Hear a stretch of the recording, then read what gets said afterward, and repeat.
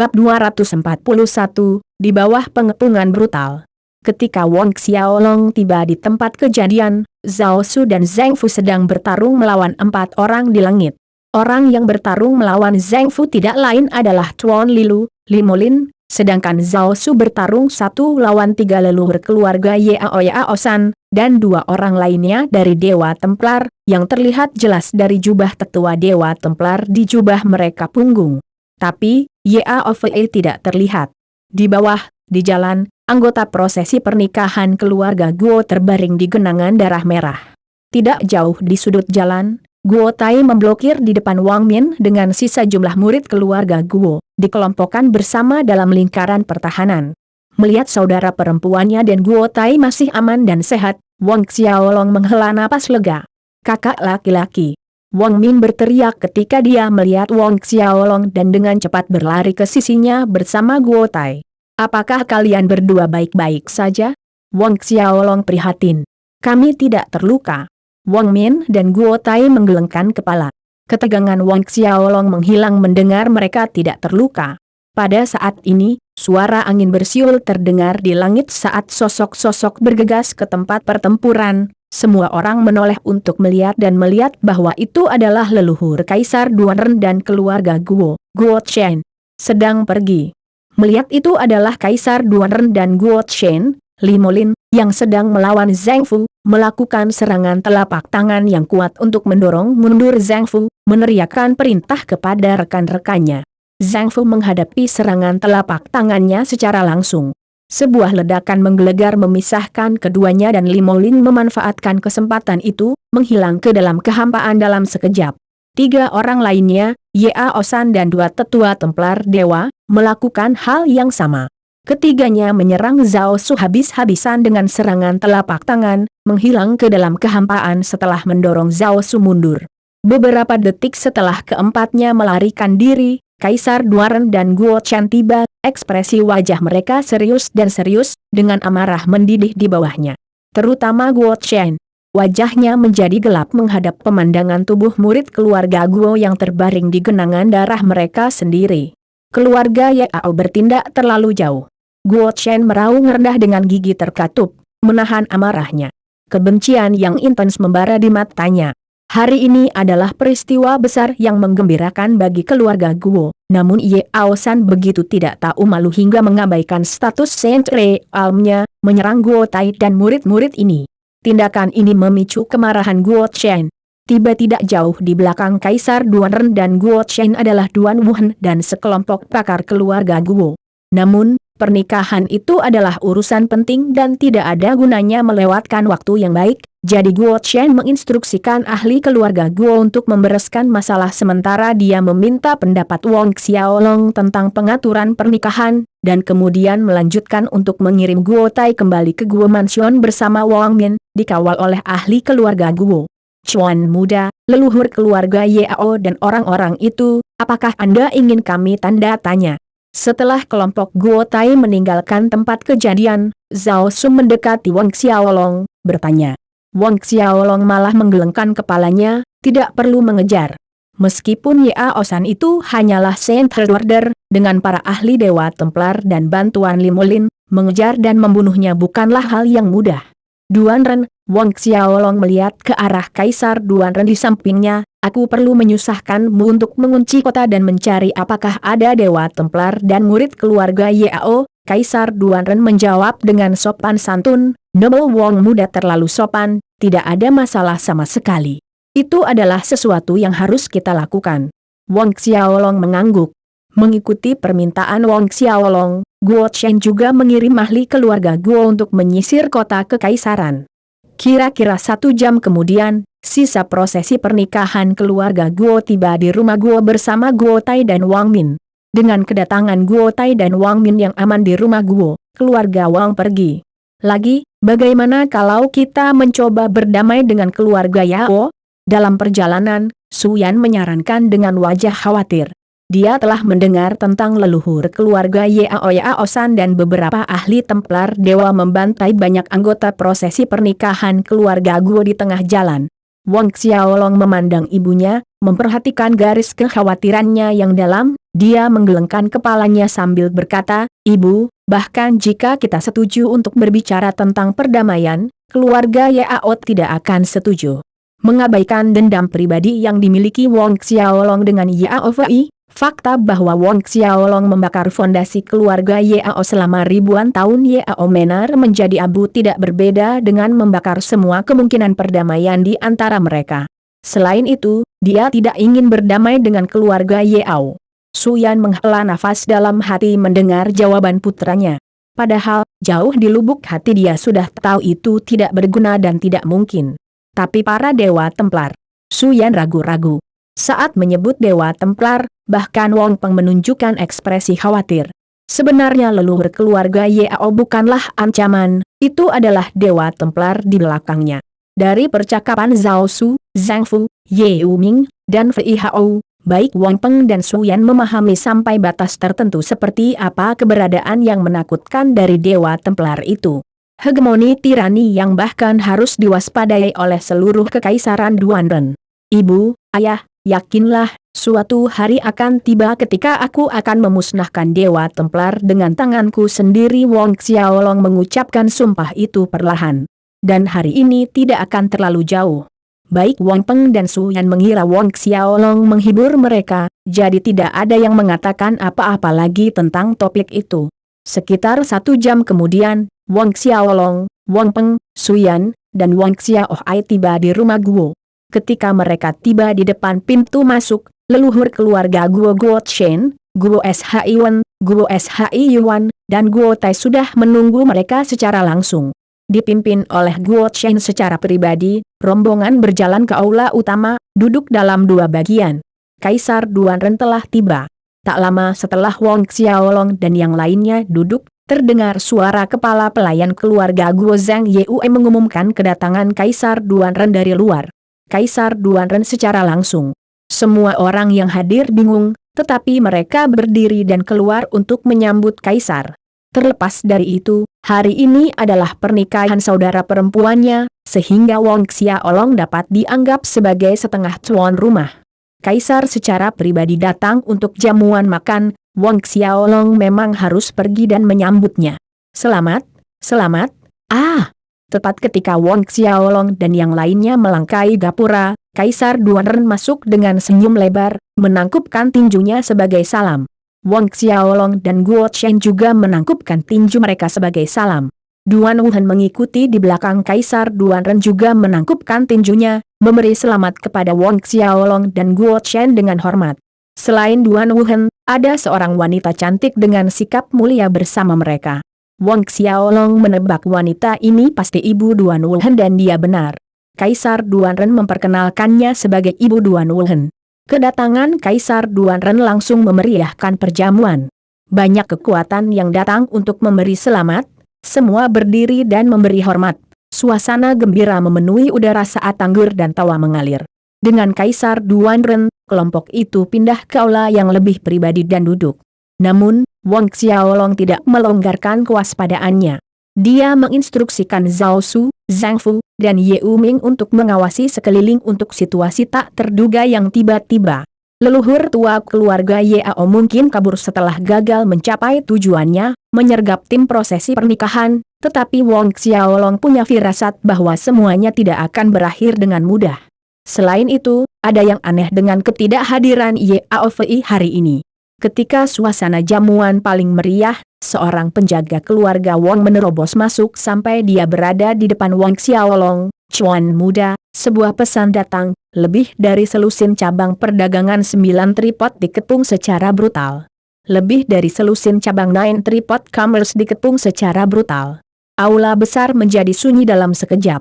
Sepasang mata yang tak terhitung jumlahnya menoleh untuk melihat Wang Xiaolong.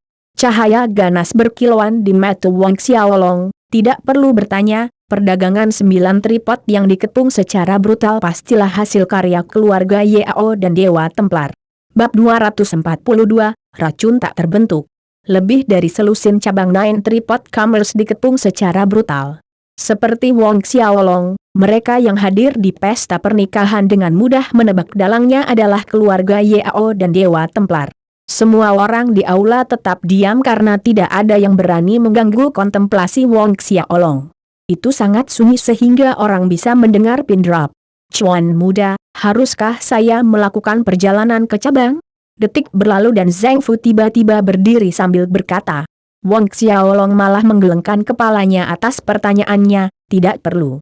Ada lebih dari 10 cabang perdagangan tripod 9 yang dikepung Zhang Fu sendirian. Bahkan jika dia tahu bagaimana membagi dirinya menjadi selusin klon tubuh dan pergi ke sana, dia mungkin jatuh ke dalam perangkap musuh yang telah diatur dengan baik." Tujuan keluarga Yao dan Dewa Templar dalam menyerang cabang perdagangan 9 tripod mungkin untuk menarik Zhao Su dan Zhang Fu menjauh dari sisinya. Bagaimana korban untuk setiap cabang? Wong Xiaolong berbalik, mengarahkan pertanyaan ke penjaga keluarga Wong. Membalas Tuan Muda, para murid dari beberapa perdagangan 9 tripod ini adalah penjaga keluarga Wong ragu-ragu pada saat ini. Katakan. Wong Xiaolong meninggikan suaranya. Hampir semuanya mati. Hanya beberapa murid yang berhasil melarikan diri dari setiap cabang, penjaga keluarga Wong mengatakan semuanya. Hampir semua mati. Wajah Wong Xiaolong menjadi gelap. Setiap cabang Nine Tripod Commerce memiliki setidaknya 3 hingga 400 murid, selusin cabang berjumlah 4-5 ribu murid. Lewati perintahnya, semua murid harus kembali dan berkumpul kembali di sini. Suara serius Wong Xiaolong terdengar. Utang ini, Wong Xiaolong mencatatnya untuk diselesaikan dengan keluarga Yao dan Dewa Templar di masa depan. "Ya Tuan Muda." Penjaga keluarga Wong dengan hormat menjawab. Wong Xiaolong melambaikan tangan penjaga itu. Hari ini adalah pernikahan saudara perempuannya, hari yang penting baginya. Tepat pada saat ini, di halaman terlantar yang bobrok di bagian utara kota Kekaisaran Duanren, ruang berfluktuasi. Limolin, leluhur keluarga Yao-San, dan 2 tetua Templar Dewa lainnya muncul dari kehampaan. Dan bersama mereka adalah Yao Fei dan Ao Baik Sue. Total 6 orang muncul. Limolin mencemooh, "Aku tidak menyangka Wong Xiaolong, bocah cilik itu, akan bertahan dengan sangat baik, menggagalkan rencana kita." Ao Baik Sue mengerutkan kening dalam-dalam, "Dengan keberadaan Zhao Su dan Zhang Fu, akan sulit bagi kita untuk bertindak." Yao Fei mendengus, "Tidak masalah bahkan jika Zhao Su dan Zhang Fu hadir, racun tanpa bentukku tidak terdeteksi bahkan oleh pakar alam sen tingkat tinggi." Saat Yao Fei mengatakan ini, tangannya mengeluarkan botol giok ungu gelap dari cincin spasialnya. Racun tak berbentuk. 5 dengan Yao Fei memucat sedikit, termasuk alam sen tingkat tinggi Limolin. Toksisitas racun tanpa bentuk menggantikan semua racun lainnya, digembar-gemborkan sebagai raja racun. Rumor mengatakan, racun tanpa bentuk tidak memiliki warna, rasa, atau bentuk. Benar-benar tidak terlihat oleh mata, telanjang dan indera, bahkan para ahli alam sen tingkat tinggi tidak dapat mendeteksi keberadaannya. Begitu seseorang diracuni, selain ahli alam sen, yang bisa menekan dan secara bertahap mengeluarkan racun dengan kekuatan sen mereka, orang-orang dari alam rendah mati tanpa kecuali. Dan korban akan mengalami rasa sakit seperti gigitan jutaan semut, seperti taring tajam jutaan ular yang menusuk mereka, seperti jiwa yang direnggut oleh jutaan hantu, disiksa sampai saat-saat terakhir kematian. Namun, racun tak berbentuk dikatakan telah hilang lebih dari 200 tahun yang lalu, tidak ada yang membayangkan bahwa Yao Fei akan memiliki sesuatu seperti itu, bahkan leluhur keluarga Yao-San. Itu benar, racun tanpa bentuk. Yao Fei mengangguk dengan bangga, "Racun tanpa bentuk ini adalah sesuatu yang saya dapatkan setahun yang lalu dari sebuah gua di perbukitan Raven.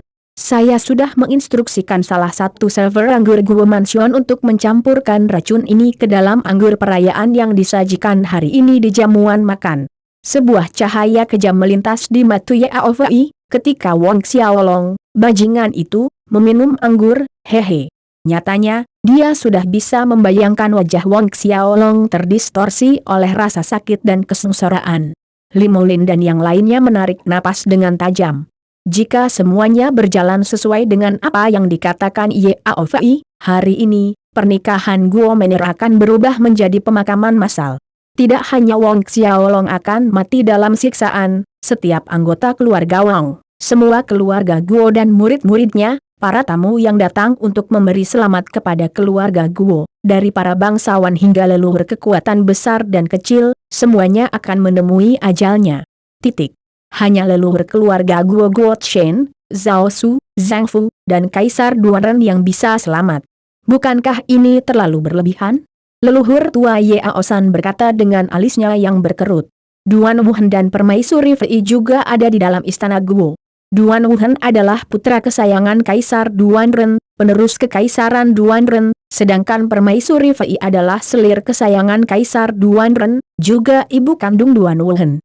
Jika keduanya mati secara tragis di rumah Guo di bawah racun tak berbentuk, kebencian mereka akan berubah menjadi perseteruan darah, ditempa menjadi keabadian.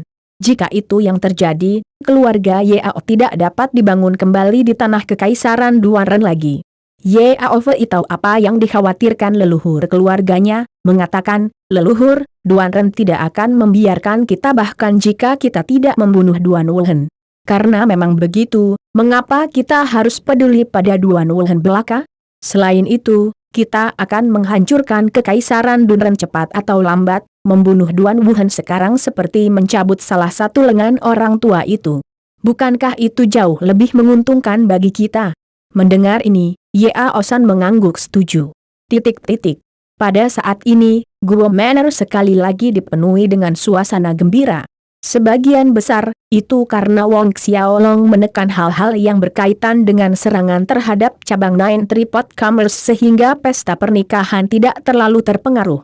Mendekati jamu, Guo Tai dan Wang Min, mengenakan pakaian pernikahan merah cemerlang, keluar untuk membungkuk ke langit dan bumi dan memberikan penghormatan kepada orang tua dan sesepuh di bawah bimbingan petugas ritual. Busur pertama ke langit dan bumi. Petugas ritual menangis sekuat tenaga. Setelah Guo Tai dan Wang Min melakukannya, petugas ritual melanjutkan, sujud kedua untuk orang tua. Menyaksikan dua anak muda, Wang Peng dan Suyan, Guo Si plus Yuan, dan para tetua, termasuk Wong Xiaolong penuh sorakan. Selesai bersujud kepada orang tua, Guo Tai dan Wang Min bersujud ketiga dan terakhir satu sama lain sebagai suami dan istri. Dengan demikian, upacara selesai. Luar biasa. Mari kita pindah ke tempat duduk dan memulai jamuan. Beberapa saat kemudian, leluhur keluarga Guo Chen mengumumkan. Wong Xiaolong mengangguk. Melihat Wong Xiaolong mengangguk, semua orang berjalan ke meja, termasuk para tamu yang menunggu di aula luar, yang terdiri dari patriark dari seluruh kerajaan-kerajaan Duanren. Guo Xuan menginstruksikan kepala pelayan Zhang Yue untuk menyajikan anggur dan hidangan setelah mendapat anggukan persetujuan dari ayahnya, Guo Chen. Ya, Zhang Yue mengakui dengan hormat. Dia berbalik dan berteriak, sajikan anggur dan hidangan. Sajikan anggur dan hidangannya. Para pelayan keluarga Guo beraksi, piring demi piring dan kendi anggur dibawa ke meja para tamu. Tidak butuh waktu lama bagi mereka untuk memenuhi meja dengan hidangan yang harum dan berwarna-warni. Ada 16 jenis hidangan di setiap meja, setiap kelezatan dari darat dan laut yang bisa dipikirkan orang, tawa ceria memenuhi udara. Namun, ketika Guo Tai berdiri dengan cangkir anggur di tangannya untuk bersulang dengan Wang Peng, Wong Xiaolong, dan yang lainnya, suara Wong Xiaolong terdengar tajam, tunggu. Terlalu mendadak para tamu terkejut, semua berbalik untuk melihat Wong Xiaolong. Di depan semua orang, Wong Xiaolong menyedot guci anggur ke tangannya dengan satu tangan, ada yang salah dengan anggurnya. Apa? Ada yang salah dengan anggurnya? Semua yang hadir terkejut. Ini tanda seru. Guo Chen, Kaisar Duanren, Zhao Su, Zhang Fu bertukar pandangan bingung. Sebelum mereka bisa mengatakan apa-apa, cahaya hitam dan biru yang menyilaukan keluar seperti kilat dari tubuh Wong Xiaolong, mengungkapkan roh bela diri naga kembarnya di belakangnya. Baik naga hitam dan biru mengisap guci anggur, menggambar untaian cahaya ungu tua dari guci anggur, berkumpul di udara di atas, berubah menjadi bayangan iblis yang samar, menjerit nyaring, membuat semua orang bergidik. Bab 243, dipromosikan menjadi perawan suci. Menyaksikan cahaya ungu tua yang misterius terbang keluar dari kendi anggur ke udara, membentuk gambar aneh iblis yang melolong, Semua orang yang hadir berubah warna menjadi putih karena ini adalah sesuatu yang hanya bisa dicapai oleh racun yang paling beracun. Asap beracun berbentuk seperti setan. Melihat asap berbentuk setan ungu tua di udara, sesuatu melintas di benak Zhao Su mengingat sesuatu. Dia berseru, ini racun tanpa bentuk. Racun tanpa bentuk. Para leluhur keluarga dan bangsawan sama-sama menjadi pucat pasi karena terkejut mendengar racun tanpa bentuk. Kaisar Duanren dan Guo Chen melompat berdiri dengan takjub. Racun tak berbentuk, ini, bagaimana ini bisa terjadi? Bukankah racun tak berbentuk menghilang lebih dari 200 tahun yang lalu? Bagaimana itu bisa muncul di sini? Tanda seru. Tanda petik ganda tutup. Gelombang keterkejutan, kebingungan, dan kegelisahan melanda para tamu. Kebanyakan dari mereka adalah leluhur dari kekuatan kecil dan besar atau bagian dari keluarga kerajaan-kerajaan, pengetahuan mereka jauh melebihi rakyat jelata, oleh karena itu banyak dari mereka tahu satu atau dua hal tentang racun tanpa bentuk ini, bahkan Wong Xiaolong yang biasanya tenang di permukaan memiliki riak kejutan bepergian di wajahnya. Sebelumnya, roh bela diri naga kembar di tubuhnya gelisah karena suatu alasan yang tidak dapat dia mengerti. Merasa aneh dengan perilaku mereka, Wong Xiaolong mengikuti perasaan mereka dan mengunci kendi anggur yang disajikan oleh para pelayan keluarga Guo. Ada masalah dengan anggur. Wong Xiaolong dengan tegas menyimpulkan temuannya saat Guo Tai mengangkat gelas anggurnya untuk bersulang. Itulah sebabnya Wong Xiaolong berbicara dengan ketus untuk menghentikan mereka minum. Pada saat itu, Wong Xiaolong tidak tahu anggur itu dicampur dengan racun tanpa bentuk. Itu sebenarnya racun tanpa bentuk. Setelah kejutan sepersekian detik, sinar ganas bersinar di pupil Wong Xiaolong, pembunuhan di hatinya melambung tinggi. Wong Xiaolong bukan satu-satunya orang dengan niat membunuh yang intens. Kaisar Duanren, Guo Chen, Zhao Su, Zhang Fu, dan leluhur dari banyak keluarga pasukan yang hadir memiliki haus darah kemerahan yang serupa di mata mereka. Siapa itu? Beraninya mereka memasukkan racun ke dalam anggur perayaan di rumah keluarga Guo. Salah satu patriark keluarga besar gagal menekan amarahnya, berteriak keras. Kebenaran sangat jelas bagi semua orang bahwa orang di balik ini berencana untuk membunuh tanpa pandang bulu, mengambil nyawa semua orang di rumah Guo, termasuk mereka yang datang untuk memberi selamat pada kesempatan itu meracuni setiap patriark, pemimpin, dan murid. Karena Wong Xiaolong mendapat berita tentang prosesi pernikahan keluarga Guo yang disergap diblokir, belum ada tamu yang datang untuk menghadiri perjamuan yang mengetahui masalah tersebut. Jika mereka tahu, mereka akan dengan mudah menebak dalang di balik racun itu tidak lain adalah keluarga Yao. Wong Xiaolong mengamati kerumunan dan suaranya yang dingin terdengar di udara, itu keluarga Yao. Apa? Keluarga Yao? Aula itu gempar. Benar, itu keluarga Yao. Sebelumnya, prosesi pernikahan keluarga Guo kami diserang oleh leluhur keluarga Yao dan Dewa Templar. Guo Chen menyela. Prosesi pernikahan keluarga Guo diserang oleh leluhur keluarga Yao dan Dewa Templar. Pesan ini sangat mengejutkan semua yang hadir. Keluarga Yao sangat kejam.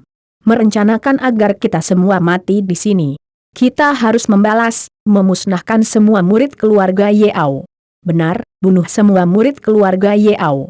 Mayoritas leluhur dan keluarga kerajaan dari kerajaan setia menanggapi saran tersebut, kemarahan melonjak. Kaisar Duanren memberi isyarat kepada para tamu yang marah untuk tenang dengan tangannya, dia menoleh ke putranya, Duan Wuhen, di sampingnya, lewati perintah, kerahkan semua pasukan wilayah, cari dan bunuh semua murid keluarga Yao. Saya tidak ingin melihat murid keluarga Yao di kekaisaran Duanren saya. Mata Kaisar Duanren berkilauan dengan niat membunuh yang dingin, membuat mereka yang berdiri di dekatnya menyusut tanpa sadar. Keluarga Yao meracuni anggur perayaan di pesta pernikahan keluarga Guo telah mengaduk-aduk sarang tawon, benar-benar membuat marah Kaisar Duanren. Jika bukan karena Wong Xiaolong mendeteksi sesuatu yang salah, putranya Wuhen, Permaisuri Fei, dan banyak leluhur dan bangsawan yang hadir akan meninggalkan hidup mereka di sini.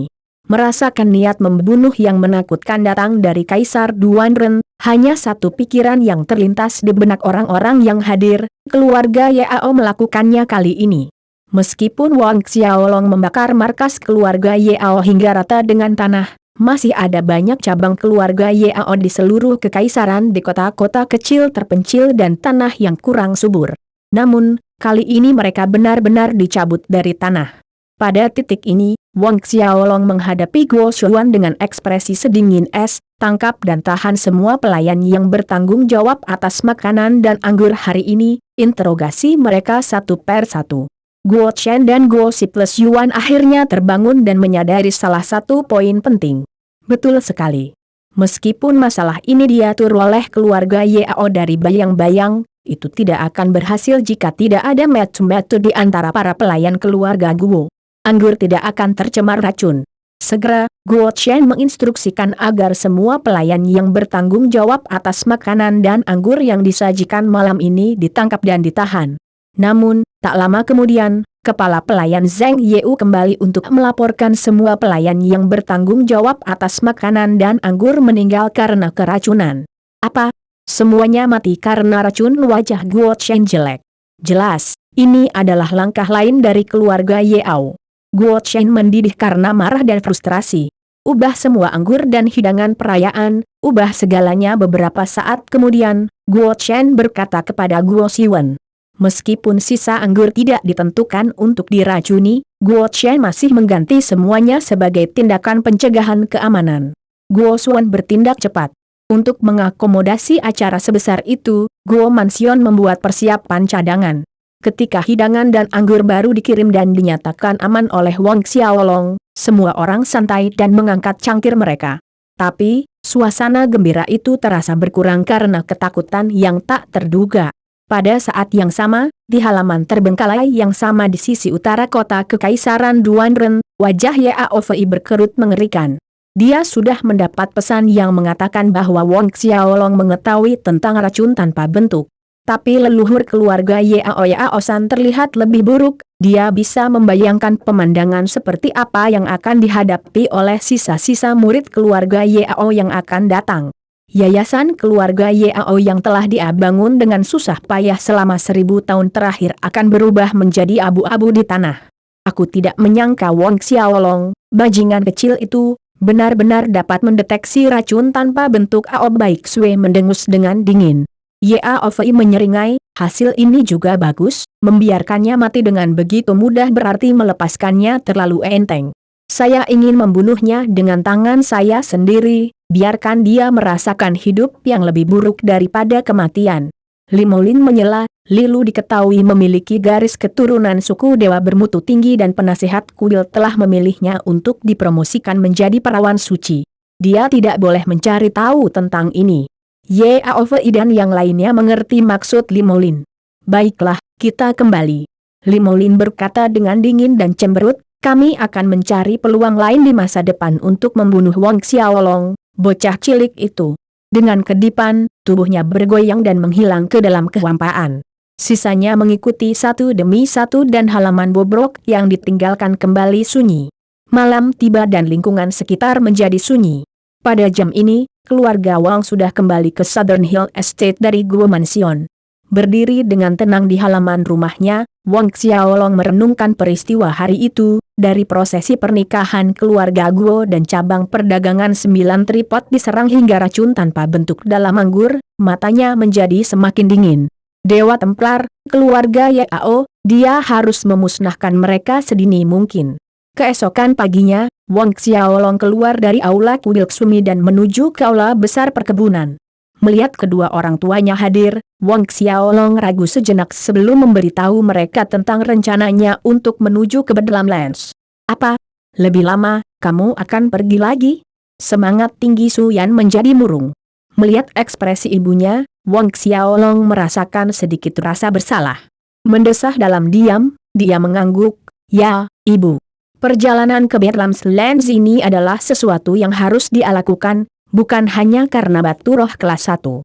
Namun, menerobos ke Orde ke-6 lebih mendesak, Wang Xiaolong memutuskan untuk pergi setelah itu. Oleh karena itu, dia akan berangkat 1 bulan kemudian. Bab 244, Terobosan Orde ke-6 Xiantian. Ketika Wang Xiaolong mengatakan dia hanya akan berangkat ke Bedlamlands setelah 1 bulan, wajah Su Yan terlihat sedikit lebih baik. Jadi, dalam 1 bulan mendatang, Wang Xiaolong memusatkan upayanya untuk menembus Orde ke-6 Xiantian, menghabiskan waktunya untuk berkultivasi di dalam Gunung Sumi yang saleh. Selain seni Sumi yang saleh, taktik Asura, dan kitab suci metamorfosis tubuh, Wang Xiaolong bekerja untuk meningkatkan seni boneka kuno dan mandat jiwa dari mutiara jiwa mutlak. Keduanya sangat penting bagi Wang Xiaolong. Menggabungkan seni boneka kuno dan mandat jiwa, Wang Xiaolong percaya dia akan mampu mengendalikan dan membangun tim ekspansif yang terdiri dari prajurit Xiantian. Dengan kekuatan Wang Xiaolong saat ini, dia dapat naik ke tingkat pertama seni boneka kuno dalam waktu 3 bulan. Pada saat itu, dia akan dapat menyempurnakan Orde ke-6 Xiantian, bahkan mungkin boneka Orde ke-7. Belum lagi, mandat jiwa juga dapat digunakan untuk mengendalikan prajurit Xiantian Orde ke-6 dan ke-7. Ketika Wang Xiaolong masuk ke alam Saint di masa depan, mungkin dia bahkan bisa mengendalikan prajurit alam Saint. Waktu mengalir seperti air mengalir, 20 hari berlalu dengan tenang. Wang Xiaolong membagi sebagian besar dari 20 hari berlatih di kuil Sumi dan sisanya untuk menemani orang tuanya serta adik laki-lakinya, memberikan nasihat dalam kultivasi mereka. Dibatasi oleh potensi semangat bela diri mereka, hampir tidak ada peluang bagi Wang Peng, Suyan, dan Wang Xiaohai untuk maju ke ranah Xiantian, tetapi Wang Xiaolong yakin dia bisa melakukan apa yang gagal dilakukan orang lain. Di masa depan, dia akan memastikan orang tua, saudara perempuan, dan saudara laki-lakinya akan menerobos ke Xiantian. Jika alam Saint tidak bisa melakukannya, maka dia akan berusaha untuk menerobos ke alam dewa. Jika itu masih gagal, dia akan melanjutkan, maju ke alam yang lebih tinggi. Di atas alam Gyode, ada keberadaan yang lebih kuat. Dalam 20 hari terakhir, ki pertempuran dunia bawah yang semarak, ki naga sejati, dan energi Buddhisme kuno melonjak tanpa henti, sementara di atas laut kinya, 3 archdemon berbentuk naga emas, dan Buddha emas menjadi semakin padat. Saat Wang Xiaolong berkultivasi, bernapas masuk dan keluar, begitu pula 3 mandat yang telah terbentuk. Ki spiritual dunia bawah, ki naga sejati, dan energi Buddhisme kuno mengalir turun dari kehampaan. Naga kembar hitam dan biru melayang di atas Wang Xiaolong, gema sama raungan naga terdengar tanpa henti dan sisik naga bersinar dengan kilatan baja di tubuh besar mereka. Naga kembar telah berevolusi menjadi entitas yang nyata dan padat. Melayang di belakang Wang Xiaolong, mereka tampak seperti 2 gunung hitam dan biru yang menakutkan. Pada hari ini, Wang Xiaolong mulai berlatih seperti biasanya. Mengambil setetes geocentric Buddha Elixir, dia melangkah ke formasi 10 Buddha di tengah aula kuil dan mulai berlatih seni Sumi yang saleh, sementara taktik Asura dan kitab metamorfosis tubuh berjalan secara bersamaan. Setelah berbulan-bulan berlatih di dalam formasi 10 Buddha, Wang Xiaolong menyadari ada manfaat tambahan. Selain terhubung ke energi Buddhisme di dunia Buddha, formasi 10 Buddha memungkinkan orang yang berkultivasi memasuki kondisi kekosongan halus. Memasuki kondisi ini, kultivasi Wang Xiaolong tampak lebih mulus dan lebih cepat. Setiap kali di akhir latihannya, Wang Xiaolong merasakan jiwa dan fisiknya mengalami pembersihan lagi, seperti ritual pengudusan. Saat Wang Xiaolong melanjutkan latihan pernapasannya, ki pertempuran dunia bawah, ki naga sejati, dan energi Buddhisme kuno terus mengalir di meridiannya, sedangkan di laut kinya, 3 energi berbeda itu apung dan kuat. 3 energi kuat menabrak penghalang Orde ke-6, menyebabkan rasa sakit yang membelah jiwa menyebar ke seluruh tubuh Wang Xiaolong. Wang Xiaolong tahu sudah waktunya. Dengan cepat mengumpulkan fokusnya, Wang Xiaolong melakukan yang terbaik untuk menekan rasa sakit yang menyebar di setiap inci tubuhnya. Rasa sakit yang merobek datang lagi dan lagi saat Wang Xiaolong bertahan, menabrak penghalang Orde ke-6 Xiantian lagi dan lagi. Memasuki ranah Xiantian, terutama ranah Xiantian tingkat menengah, setiap kemajuan pesanan seperti perjuangan berat. Rasa sakit yang menyertainya adalah 10-100 kali lipat dari apa yang dialami seorang prajurit Houtian, bahkan seseorang yang berkemauan keras seperti Wang Xiaolong hampir tidak bisa mengertakkan gigi dan menahan rasa sakit yang membelah jiwa. Itu berlangsung selama beberapa waktu, dan tiba-tiba, tubuh Wang Xiaolong bergetar saat suara pecah bergema di dalam. 3 lampu berbeda meledak dari tubuh Wong Xiaolong, memenuhi seluruh ruang kuil Ksumi. Urutan ke-6, dia menerobos. Pertempuran Ki dunia bawah, Ki naga sejati, dan energi Budisme kuno bersorak ke rute Meridian Xiantian Orde ke-6 Wong Xiaolong. Cahaya terang meledak dari naga kembar yang melayang di atas, sisik naga jatuh seperti daun musim gugur dan tumbuh kembali saat tubuh mereka menjadi lebih besar. Roh bela diri naga kembar Wong Xiaolong berevolusi setiap kali dia menerobos Ordo Xiantian. Wong Xiaolong terus menjalankan seni Ksumi yang saleh, taktik Asura, dan kitab suci metamorfosis tubuh, berhenti hanya ketika tanda-tanda terobosan stabil. Menenggelamkan rasa spiritualnya untuk memeriksa kondisi tubuhnya, Wong Xiaolong sangat gembira, dia maju. Mencapai Xiantian Sixth Order, maka Seventh Order semakin dekat dalam genggamannya. Selama dia mencapai Xiantian Seventh Order, dia adalah prajurit Xiantian tingkat tinggi.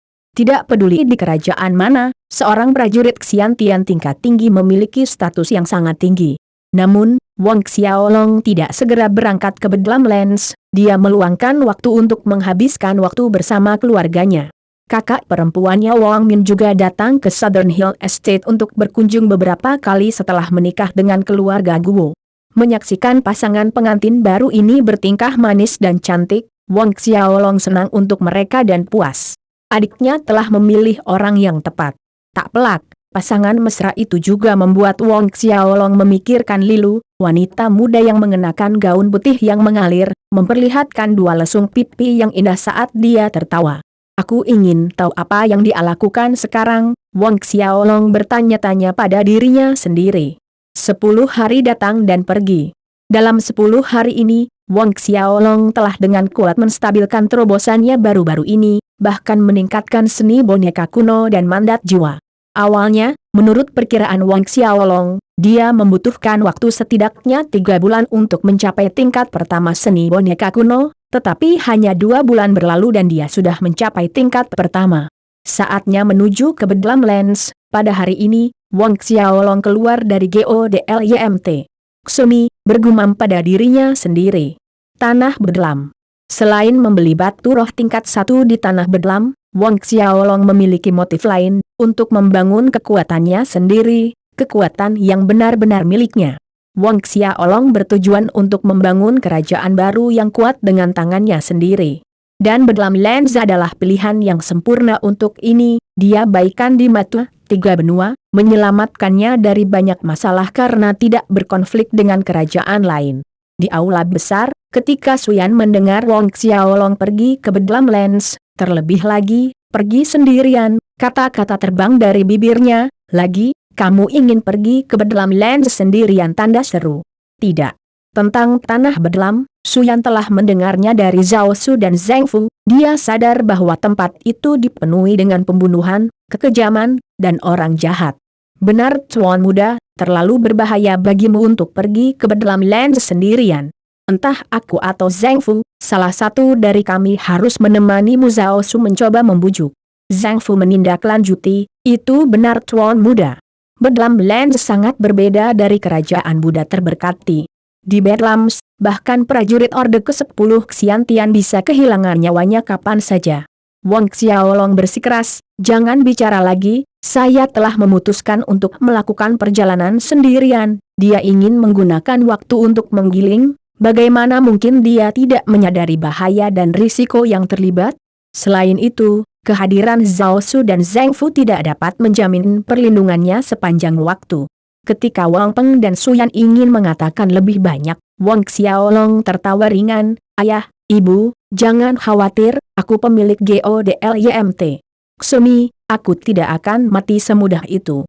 Legenda mengatakan, pemilik GODLYMT. Ksumi dilindungi oleh kekuatan misterius, dan tidak akan jatuh dengan mudah. Bab 245, memasuki Tanah Bedlam. Pemilik GODLYMT. Ksumi tidak akan jatuh dengan mudah? Wang Peng dan Suyan tercengang.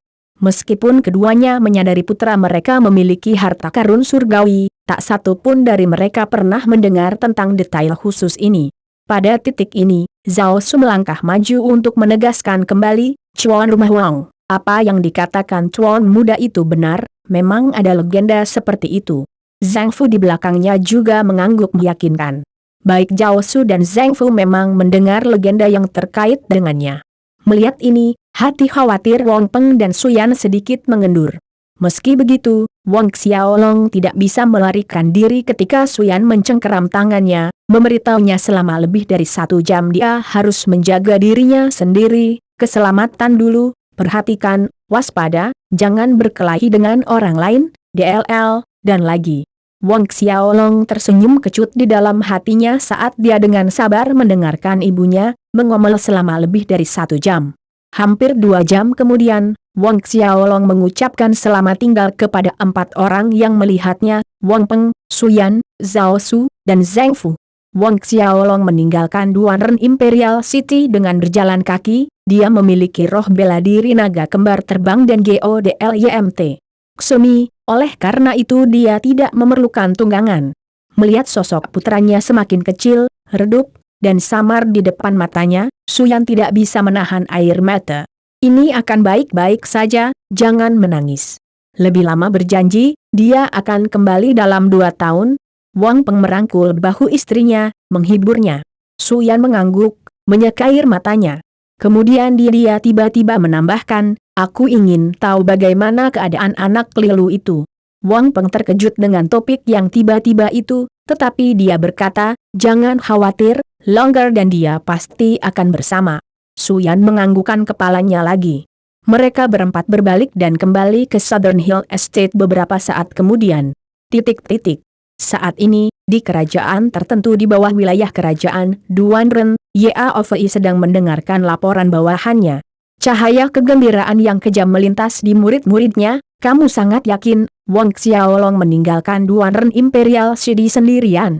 Ya Tuan Muda, tidak salah lagi. Bawahan itu menjawab dengan hormat. Zhao Su dan Zhang Fu tidak mengikutinya, keduanya masih berada di Southern Hill Estate. Yaofei tertawa terbahak-bahak mendengar itu. Wang Xiaolong, oh Wang Xiaolong, kali ini aku akan melihat bagaimana kamu bisa melarikan diri dari tanganku.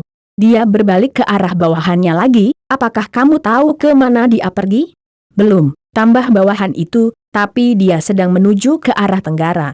Arah tenggara, Yaofei mengulangi pada dirinya sendiri, dia berbalik sambil berkata, terus suruh orang-orang menonton pergerakan Southern Hill Estate, pergilah. Dia melambaikan bawahannya setelah selesai memberikan instruksi. Bawahan itu memberi hormat dengan hormat sebelum keluar. Arah tenggara, sosok Yaofei melompat ke udara, menghilang dalam keburaman saat dia terbang ke tenggara, menembus ruang. 10 hari kemudian, Yaofei mendarat di sebidang tanah kosong. Saat kakinya menyentuh tanah, Yaofei mengayunkan tinjunya dengan marah, menghancurkan 100 seng bukit kecil tidak jauh dari sana berkeping-keping. Selama 10 hari terakhir, dia mengejar dan melacak, tetapi belum lagi bayangan Wang Xiaolong, dia bahkan tidak dapat menemukan rambut yang ditinggalkan oleh Wang Xiaolong di sepanjang jalan. Menurut laporan bawahannya, Wang Xiaolong dipastikan melakukan perjalanan ke arah tenggara yang sama, tetapi 10 hari. Dia telah mengejar Wang Xiaolong selama 10 hari dan dia tidak menangkap sedikit pun kehadiran Wang Xiaolong. Wang Xiaolong, aku tidak percaya kamu bisa bersembunyi di bawah langit dan bumi ini. Yaofei menggeram dengan ganas, dan menghilang dari tempat itu, melanjutkan pengejarannya. Dia menunggu lama untuk kesempatan seperti ini, dia tidak akan membiarkannya begitu saja. 1 bulan kemudian, di udara dekat salah satu perbatasan Springfound Empire, dengan sekejap, siluet Wang Xiaolong muncul. Melihat langit yang gelap, Wang Xiaolong mengamati sekeliling. Memutuskan tempat untuk beristirahat malam itu, dia melompat ke salah satu bukit di depan. Dia akan melanjutkan perjalanannya besok. Wang Xiaolong tidak menyadari bahwa Yaofei mengejarnya. Waktu 1 bulan ini, dia melakukan perjalanan menggunakan GODLYMT. Ksemi, mengendalikannya untuk terbang saat dia berlatih di pusat formasi 10 Buddha. Sepotong batu roh tingkat surga yang diberikan oleh si Fantian, Wang Xiaolong menggunakannya sebagai sumber energi formasi 10 Buddha. Batu roh tingkat surga tidak diragukan lagi berharga, tetapi bagi Wang Xiaolong tidak ada yang lebih penting daripada meningkatkan kekuatannya. Hanya dengan menjadi lebih kuat dia bisa memiliki kualifikasi untuk berdiri di puncak dunia roh bela diri. Kalau tidak, yang disebut kekayaan dan kekuasaan ini tidak lebih dari fata morgana. Dan karena dia berkultivasi di Gunung Ksumi yang saleh, Wang Xiaolong secara tidak sengaja menghindari pengejaran Yao Fei, GODLYMT. Ksumi praktis merupakan ruang mandiri dengan sendirinya, memotong segala sifat pelacakan dari luar. Belum lagi Yao Fei, yang merupakan puncak orde ke-10 Xiantian akhir, bahkan ahli alam Sen Tawal pun tidak bisa merasakannya. Mendarat di sekitar hutan kecil, Wang Xiaolong memilih tempat, menjalankan kekuatan internalnya dan menyalakan api. Cuaca musim dingin belum berlalu dan dengan api unggun kecil menyala, itu dengan cepat menghangatkan daerah itu, menghilangkan rasa dingin yang tersisa. Jika kitab suci metamorfosis tubuh saya mencapai tahap 12, mencapai kesempurnaan, apakah saya benar-benar dapat memadatkan inti yang sebenarnya? Wang Xiaolong merenung ketika dia melihat api yang menyala, tangannya bergerak untuk mengeluarkan kendi anggur sapiditi dari cincin Asura. Hanya beberapa hari lagi dan kitab suci metamorfosis tubuhnya akan naik ke tahap 11, bentuk pertarungan.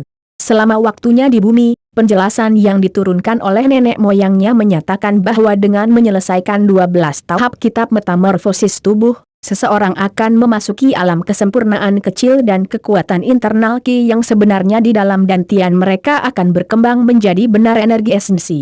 Setelah itu, energi esensi sejati kemudian akan membangun kembali dan memperbaiki potensi fisik tubuh sejauh seseorang akan tetap terlihat awet muda. Selain itu, bahkan menambah tahun umur seseorang. Pada saat itu, dantian Wang Xiaolong juga akan berubah menjadi inti batin.